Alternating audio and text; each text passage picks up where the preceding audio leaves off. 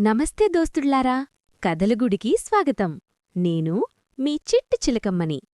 దోస్తులందరికీ భోగి, సంక్రాంతి, కనుమ శుభాకాంక్షలు. ఈరోజు చిట్టి చిలకమ్మ ఒక కథ చెప్పటానికొచ్చింది.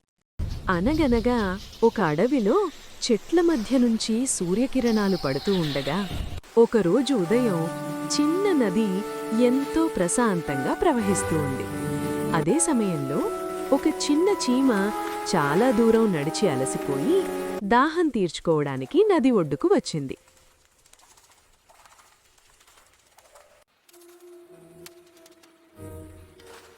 నీరు తాగబోతూ ఉండగా అజాగ్రత్తగా జారి నదిలో పడిపోయింది.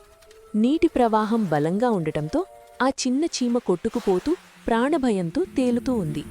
చిన్నదైన కంఠం కావడంతో అది సహాయం కోసం అరవలేక మౌనంగా దేవుణ్ణి తలుచుకుంటూ పోతుంది. అదే సమయంలో పక్కనే ఉన్న చెట్టుపై ఒక దయగల పక్షి కూర్చుని చూస్తూ ఉంది.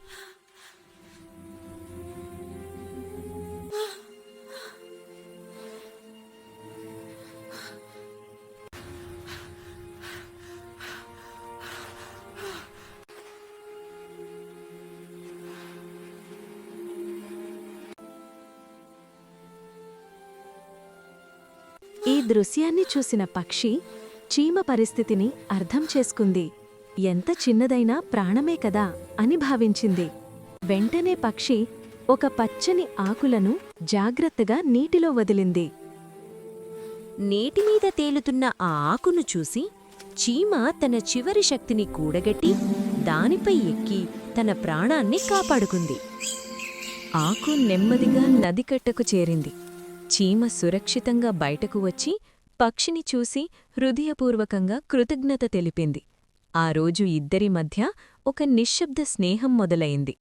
కొన్ని రోజుల తర్వాత అదే అడవిలో ఒకరోజు ఒక వేటగాడు వేటకోసం అడవంతా వెతుకుతూ ఉన్నాడు.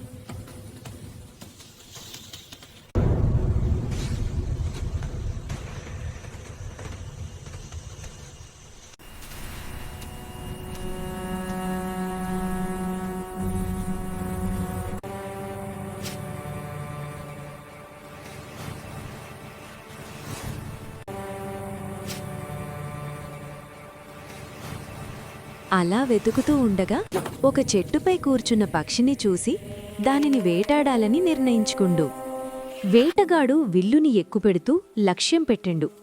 ఈ దృశ్యాన్ని గమనించిన చీమ ఇప్పుడు నా వంతు అని అనుకుని చీమల దండుతో వెంటనే వేటగాడి కాలిమీద బలంగా కాటేసింది. అకస్మాత్తుగా వచ్చిన నొప్పితో వేటగాడు గురి తప్పింది. ఆ శబ్దం విని పక్షి అప్రమత్తమై ఆకాశంలోకి ఎగిరి ప్రాణాలని కాపాడుకుంది.